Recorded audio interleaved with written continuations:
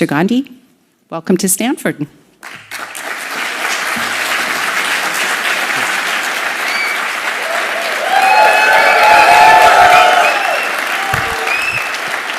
you like the podium? Would you like to address from the podium? Yeah. Go straight there? No, please sit it. Once you make your comments, we can have a conversation. Do you want to say something or just Please, go ahead.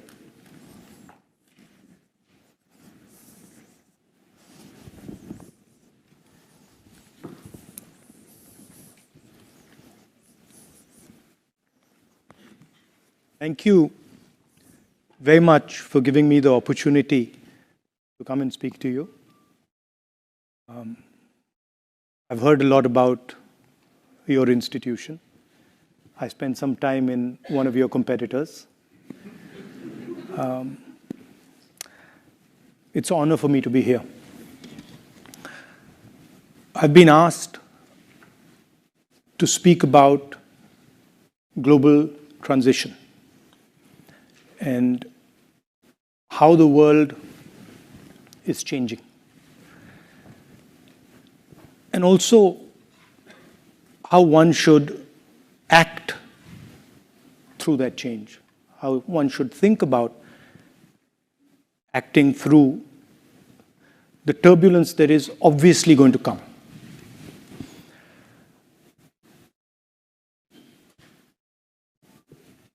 I heard in the introduction that I was a member of parliament until a few months ago. I don't think when I joined politics, 2004, I ever imagined what I see going on in our country. It was way outside anything that I had ever imagined. To be the first person to get a full criminal sentence on defamation, to get the maximum sentence and to be disqualified from parliament. I didn't imagine that something like this was possible. But then, I think it's actually given me a huge opportunity, probably much bigger than the opportunity I would have sitting in parliament. That's just the way politics works. I think the drama started really about 6 months ago. We were struggling. The entire opposition is struggling in India. Huge financial dominance, institutional capture. We were struggling to fight the democratic fight in our country. And we decided none of the systems were working. Democracy isn't just about an opposition party.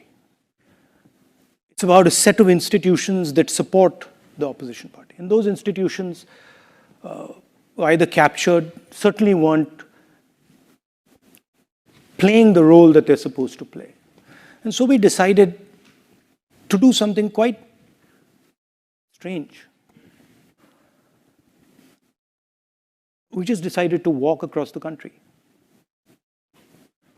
And we never imagined for a second what would happen when we walked across the country. What would happen not just politically, not in terms of the type of response we got, but what would happen to us when we walked across our country. All of us. There was started with about 125 people, and it fundamentally transformed the way we think about our country, about our people, about politics, about what is important. A lot of people ask me, what's the lesson you've learned from this? And for a long time, I couldn't quite say what it was. I couldn't answer. I'd say, I've picked up so much information overload, I can't really tell you what this has done. It was the most beautiful experience of my life, by far. It was very painful. I had a knee problem. It's one of those things you get up and you say, okay, we're going to walk 4,000 kilometers. So, at some level, it's a crazy thing to even conceptualize. And I thought I'm reasonably fit. I thought shouldn't be too difficult.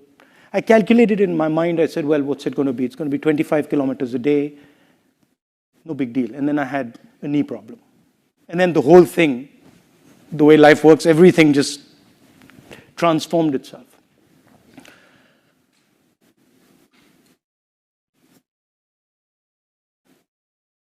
We met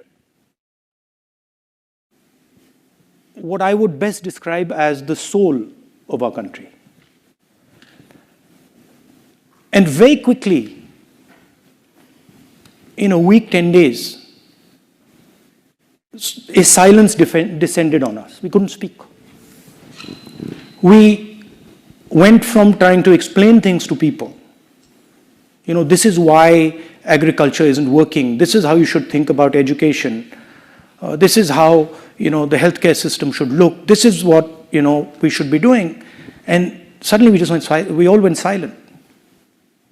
And we went silent because we came into contact with a intelligence that we had never seen, that we had never even conceptualized could exist. Farmers who many people would say, don't have an education, and then who are explaining things to us in a way that we just are in stunned silence. Right? And we saw this with farmers, with laborers, with small businessmen, everybody. And so this silence descended on us. And we just sort of stopped talking and started listening. And we heard tales of immense suffering. I mean, I can think immediately, I thought about one which sort of, to me, embodied the spirit of my country, our country. I was walking, and a young man came and started walking with me. And I put my arm on his shoulder, and suddenly I realized he didn't have arms. So he had no arms. And I tried to sort of make him a bit comfortable, didn't want him to feel that I know you don't have arms. He wasn't too bothered. And we started talking, and I asked him, listen, what do you do? And he looked at me and he said, I'm a mechanic. The immediate thing in my mind was, he's lying. How can he be a mechanic? He doesn't have arms. It's impossible. So I said, well, I didn't want to be direct. I didn't want to say, you're lying. I said, listen, what cars do you repair? He says, I don't repair cars, I repair motorcycles. So I said, oh yeah, what motorcycle do you repair? And he started listing all the motorcycles. So I said, can I come and see what you do? And he said, yeah. And then he proceeded to take us and show us how he serviced a motorcycle with his feet. It's the most amazing thing I've ever seen in my life. He took apart the entire engine with his feet. And he put the entire engine back together with his feet. I can't do it with my hands. So we saw these type of things happening. And we saw clearly the disconnect between our politics and our people. And that disconnect is visible in the United States, it's visible in the rest of the world. There's a huge divide between the people and the politics. Politics is talking about something else, people are talking about something else. We experienced this multiple times. And as I was walking through this, I kept thinking, something puzzled me. What I couldn't understand is that while we were walking, we had no force. Force was completely on the other side. The other side had police, they had the institutions, they had the media, they had social media, they had everything. And here was this group of people. In a few weeks, it became thousands and then millions, just walking. And all the force at the disposal of the government of India could do nothing. And the more they tried to apply force, the less it worked. And so this puzzled me. I was like, how come they have all the force, they have all the systems, and nothing's happening? Why, for example, are they just not physically stopping us? And this was a question that just kept rotating in my mind. I'm like, why is it that they have the force, but they don't have power? And I realized that force and power are two completely different things. Most people, politicians in particular, confuse force and power, and they think they're the same thing. They're not the same thing. They're completely different things. Power is an act of imagination. Power is in the present. It is not linear. And power comes when you go close to the truth. The reason we could not be stopped by force is because we were weaving around near the truth. And what was really interesting to me was it didn't matter how much force the other side had. They simply could not transfer that force into power. And they kept saying to us, people who ask us, so when are you going to stop? We're like, we're not going to stop, we're going all the way to Kashmir. No, you're not going to be able to go to Kashmir. They told me in Kashmir that, look, if you walk the last 4 days, you're going to get killed. They're going to throw hand grenades on you. I was like, fine, no problem, let them do it. Right? I want to see the person who throws a hand grenade on me. And the security guys, the people from the establishment there, I could see in their face that they just couldn't understand what I was saying. Right? So, this distinction in your life, in your work, is very important. It doesn't matter how much force the other person has. You can still have power. And it is determined by how close you are and how precise you are with regards to the truth. Now, you can see these moments. Mine was a very small one. You can see these moments of power versus truth in history. Big ones. Example, my leader, Mahatma Gandhi, fought the entire British Empire. He had no force.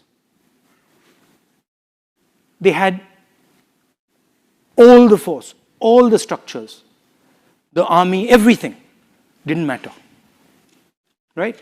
The Declaration of Independence here in the United States, again, a moment of power, a moment of truth.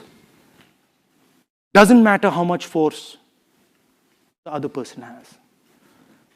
So why am I telling you this? Why am I making this distinction between power and force? And what does it have to do with the transition that we're facing? Well, the transition we are facing, there are three transitions. There is a revolution in mobility. There is a revolution in the energy system. And there's a revolution in connectivity, what we call AI and data. These are the three revolutions that are taking place. And they're going to affect everything. The last time we had a similar transition, a transition of energy, a transition of mobility, we had 2 world wars, right? And it's in times like that, of great uncertainty, of turbulence, that you need acts of imagination. While I was coming here to Stanford University, I was thinking about it. All the work that you do, a lot of the work that you do, robotics, AI, where was the moment of power? The moment of power was when President Kennedy said, let's go to the moon, right? That was not an act of force. That was an act of imagination. And from that, a lot of the work you do has emerged, evolved. And that's the type of relationship the United States and India should be thinking about. A relationship that's based on the true reality of our people. We know in India a lot about the reality of our people. All of you know. You live in our great country. You know the levels of poverty that we have. You also know the amazing amount of skills that we have. The United States has the world's cutting-edge technology. And we already have a bridge between us. It's important that this bridge is not simply a bridge based on force, but it's a bridge based on the reality of our people, on an understanding of the realities of both our people. India has some huge advantages. In a data-centric world, we have one of the largest pools of data. You over here are testament, many of you, to our skill in technology, in software. There are many more young people like you back home who don't have the opportunity you've had, who could augment our capability. So that's what I wanted to leave you with. I think there are difficult times, but there are also times of opportunity. I think there are times when acts of imagination, as I called it, acts of true power, will resonate and can transform the way we think of ourselves. I'm looking forward to answering some of your questions. Thank you.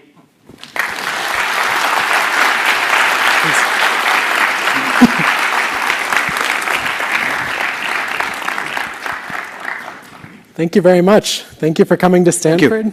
Thank you for being such an ardent and passionate supporter of the US-India relationship. It's great to have you here. Wanted to start by asking you something, since you spoke about the yatra, about this disconnect between politics and people. I imagine you're not planning on walking every year or every few months across India to gather information. No, it's not a bad thing. Perhaps. I mean, every year is difficult. Probably not possible. But I think a little bit of movement's not a bad thing. Fair enough. That's a good point. But somehow, in a democracy, we expect this to be institutionalized in some way, right? Same as in the US.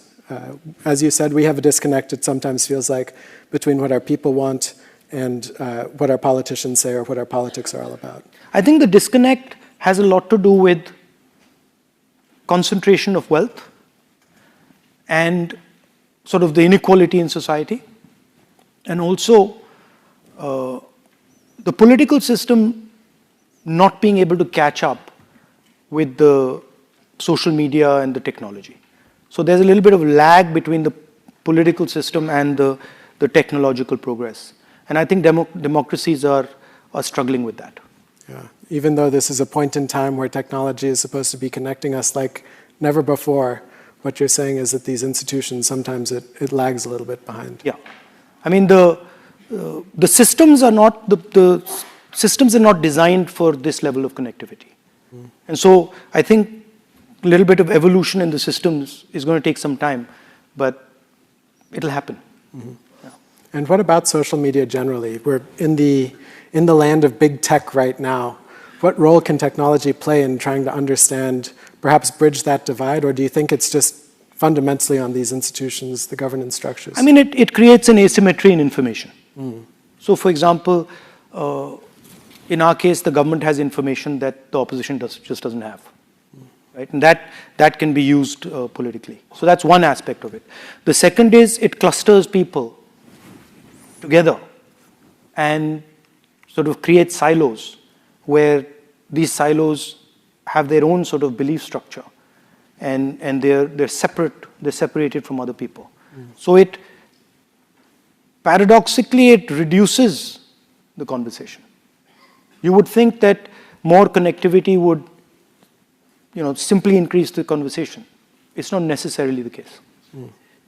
And so then it becomes important for politicians such as yourself to beat the dirt and walk on the... Yeah, and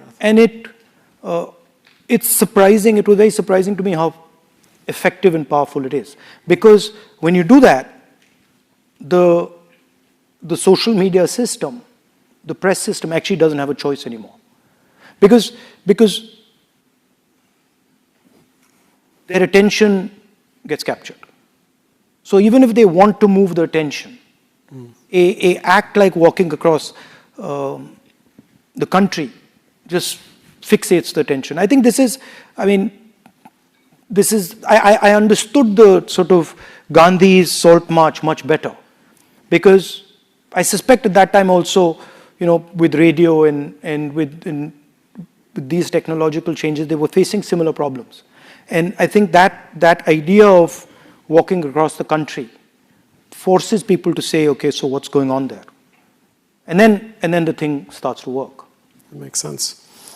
Just turning to the purpose of your visit, US-India relations, what would you say is the current status of how our two countries work together? I think there's a lot of good work that has been done from the 90s. But as I was saying, I don't see the acts of imagination. I think it's more of the same. But I don't see sort of the crystallization of a vision. I don't see an alternative to, for example, the Belt and Road. Right? Belt and Road is promising prosperity. It's a vision of the world, right? It's a non-democratic vision of the world. Well, what's the counter vision? Right? So that's where I see the gap. Of course, there is military cooperation. That's fine. That's important. But it can't just be military cooperation. Right? Yeah. So when you think about how that democratic vision should be formulated, in years past, the US has gotten sort of in trouble from other countries by saying, we're going to define democracy, we're going to carry it out, we're going to lead the way. And in some ways, the US has stepped back on that. India is too big for you to define. I mean, that's not possible. Well, it's not just India, but for a world vision of what democracy is, what the counter to a Belt and Road initiative would be. Everybody has a role to play. And you propose. Right? You propose, look, this is how we think about it. And then others say, well, actually, we don't agree with that. We agree with that. Right? So I don't see that. I don't see that on the table. How do you compete with the production engine of the Chinese? Right? What does that look like? What does a democratic production system look like? Right? Because if you look at what has happened in the West and in India, we seem to have given up on manufacturing. Right? That's just something that the West certainly doesn't do. Now, of course, there's a conversation here in the United States about redoing it, but how do you do that in a democratic structure? What does that look like? Those are the type of things that I think need to be discussed. Because I see it quite clearly that there are two models on the table. Right? There is a authoritarian model, and then there's a democratic model. Right? And the authoritarian model has got a handle on production. Right? So production in a democratic environment has to be conceptualized and actioned. And I think India has a central role in that. So what would that look like? I'm clearly not as familiar with India as you are, but when I work with young adults, I hear from them the same thing. I want a government job.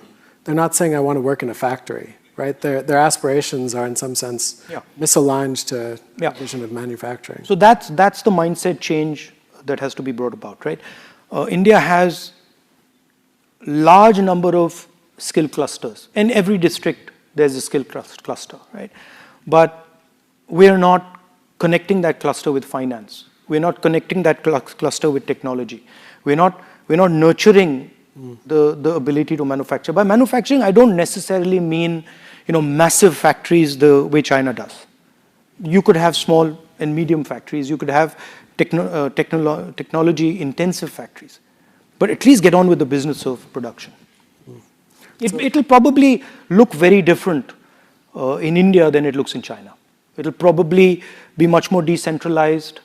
So those things will emerge once you start discussing a potential vision. I also think that neither the United States nor India can do it alone. I think there's a synergy between our two countries that is required for it to happen. What would that take on? What could the US offer to India or vice versa that you would like to see? I mean, India, of course, as I said, has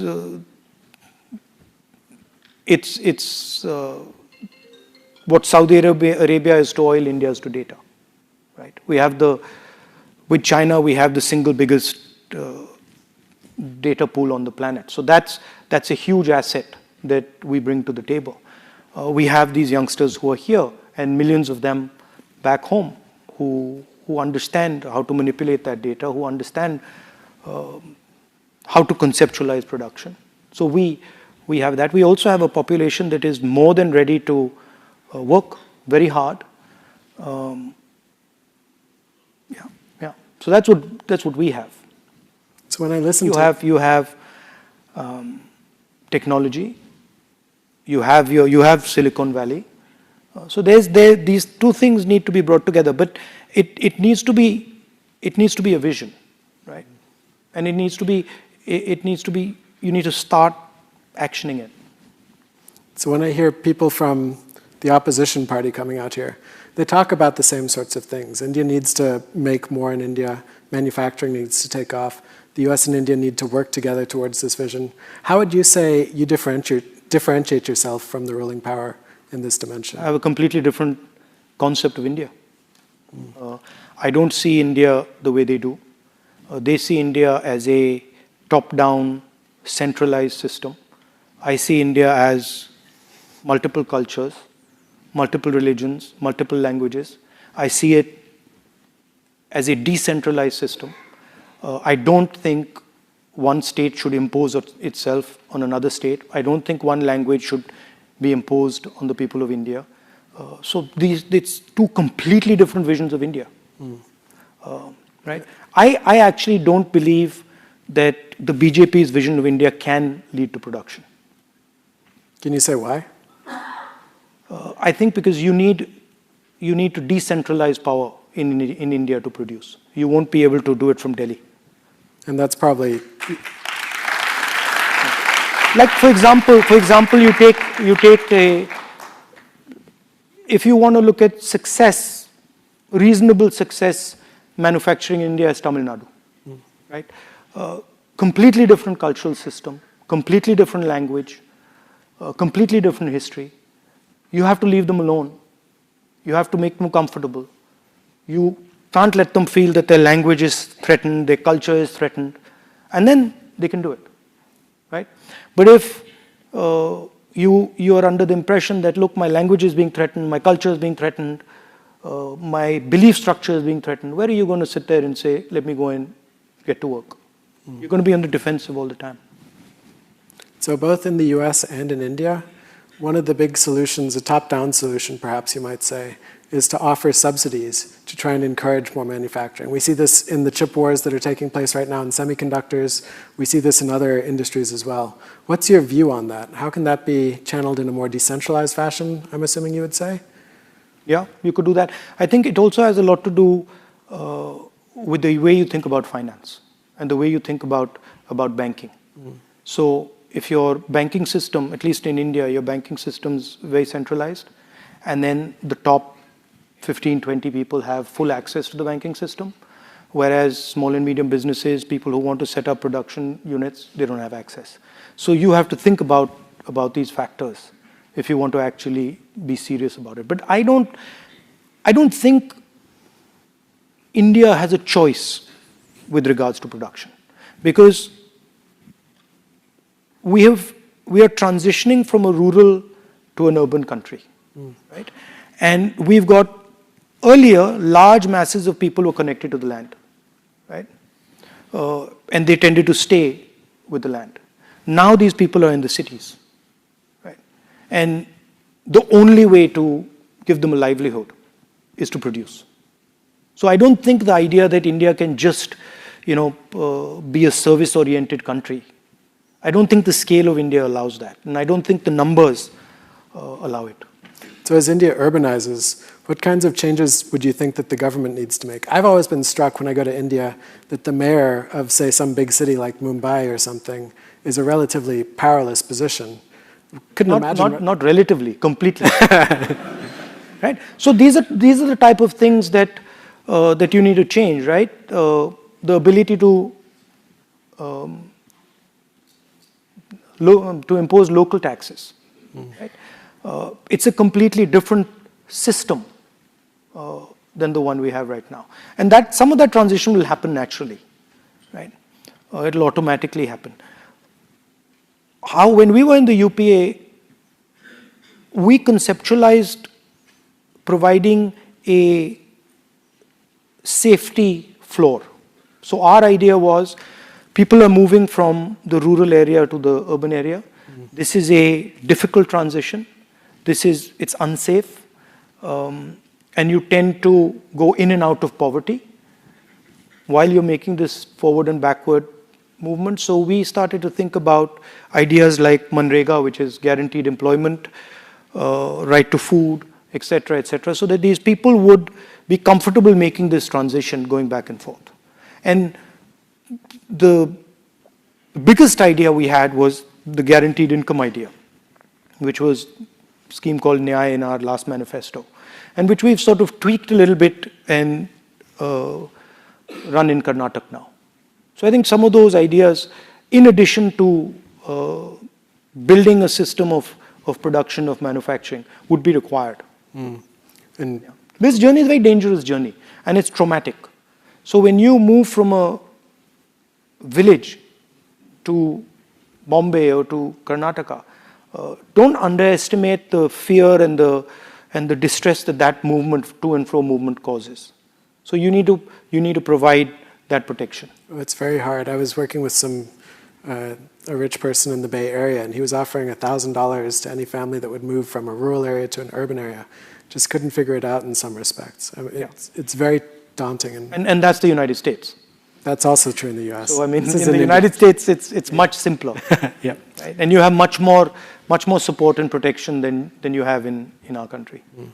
So with respect to China, just to turn back to foreign policy, how do you see the India-China relationship evolving over the next, say, 5-10 years? Well, it's not doing too well these days. No. That's an understatement. Yeah, it's rough right now. I mean, they've occupied some of our territory. It's rough. It's not going to be an easy relationship. Do you see some sort of difference between you and the ruling party right now in China? Because they also seem to be quite tough and I mean, the question, India cannot be pushed around. So that certainly is not going to be allowed. It's not going to happen.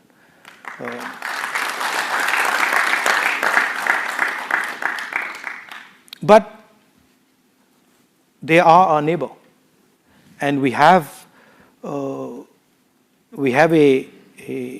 trade relationship with them, and that's just a fact of life. Mm-hmm. Do you see a possibility, perhaps a closer relationship between the U.S. and India? Some people argue that the relationship really should be one of security rather than people-to-people ties, rather than economic. First and foremost, it should be about securing an Indo-Pacific. Do you see a space for that, or do you think that might be a concerning dialogue? I think there is a space for a security relationship, but we have to answer the question of productivity, right? Because you cannot simply ignore the manufacturing might of China, right? You have to compete with them. It's not. I don't think it's an option. So what does that competition look like? It of course, it's not. I'm not talking about conflict. I'm talking about competition. How do we create an alternative vision to the production that they're doing, right? There are complications with having manufacturing in democracies, right? So how do you deal with those complications? We don't have too many success stories, unfortunately, at least post-World War II. Well, you pushed manufacturing out of your country, right? And you pushed it out partially because you didn't want to deal with the labor mobilization that results from large factories, right? So in a sense, you parceled it out to China, and now you've realized that was a mistake, right? But there are political reasons as to why that happened, right? So that's really the thing. Instead of resolving the conflict between labor and capital in the United States or in the Western world, you parceled it out. And in my view, that was a fatal mistake. I don't think it's one, though. It seems like consumers especially, right? They care about prices at the end of the day. We like to think that we care about climate, we care about how people are treated, labor standards. Are you saying that India should compete with China on a price front, or should India be offering something else? No, I'm saying, I think that's black and white.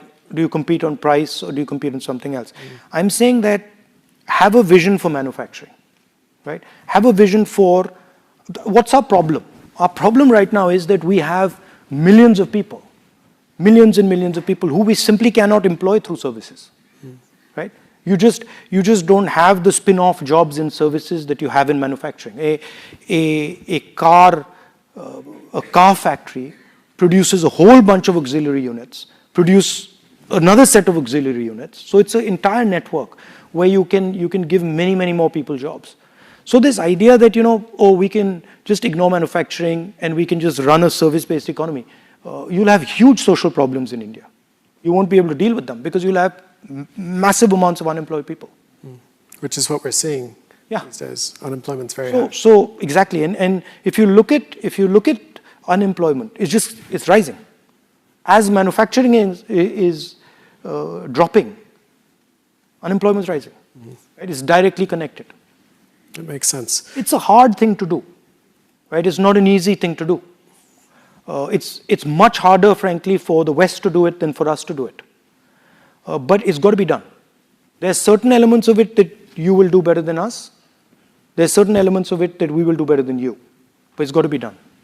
Makes sense.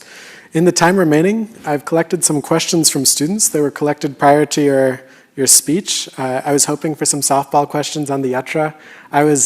The last few nights, I've been binge watching what you ate and what you did, all of these sorts of lifestyle questions. But alas, Stanford students failed me. They've got some tough questions for you. I'm fine with tough questions. Great. So the first one is from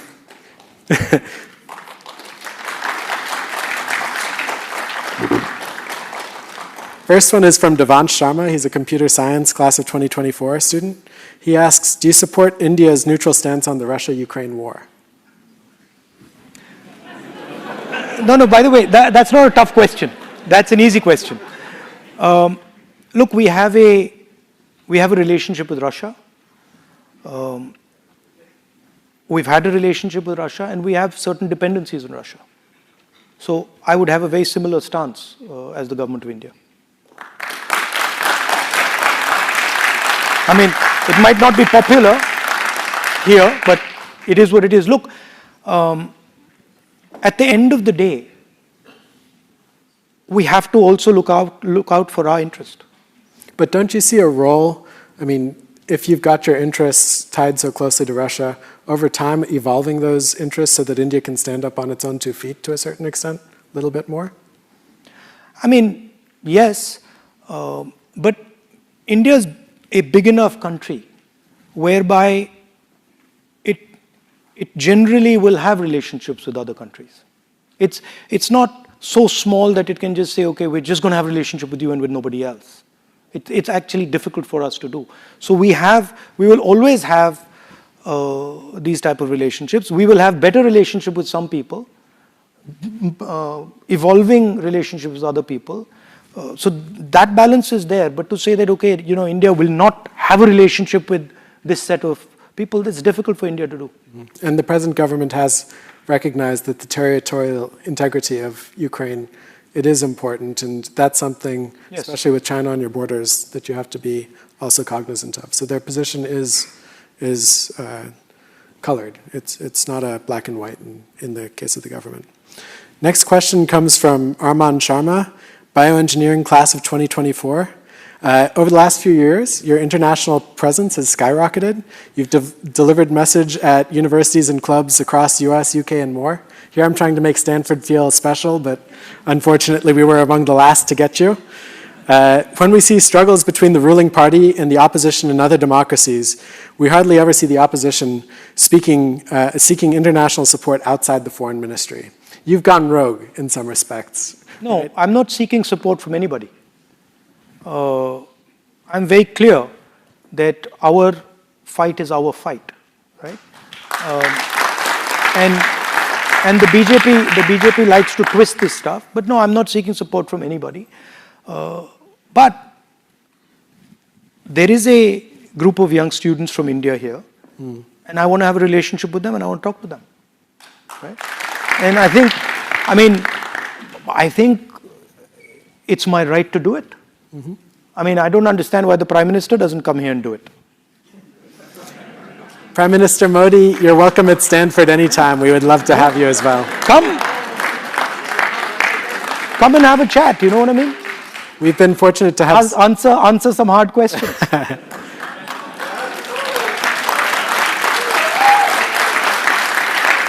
Look, it's important, I'll tell you something.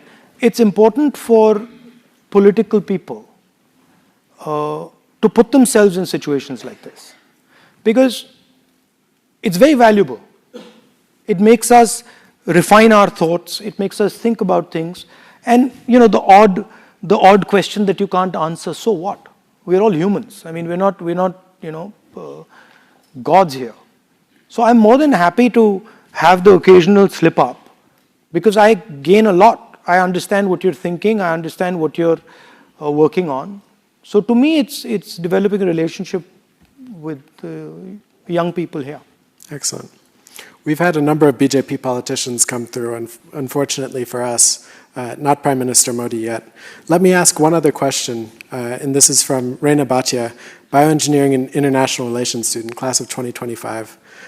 So your party has been in opposition for 9 years now, and not surprisingly, you've made a number of complaints about how the opposition is excluded from decision-making.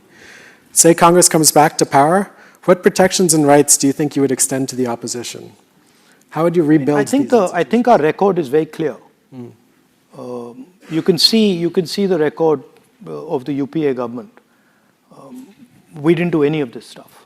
We were not threatening the opposition. We were not putting cases in the opposition. It's just not something we do. So this is a new style of politics that has come into India, and we certainly don't believe in it. So is it just a political thing, though, or would you institutionalize some protections? I mean, there are institutionalized protections which have been torn apart, right? So yes, it would be strengthening those protections. It would be strengthening the institutional framework. But what is going on back home is not normal. It's not something that has been done even by the BJP before. And do you see parallels? This isn't just an India-specific story. When you read the papers, you hear about declines in democracy. Even in this country, many people talk about declines in democracy. I think, as I said earlier, it's a combination of dramatic increase in connectivity and concentration of power. Well, thank you very much. This has been very illuminating. Please come back to Stanford many times. We really appreciate it. Thanks. Good job. Thank you.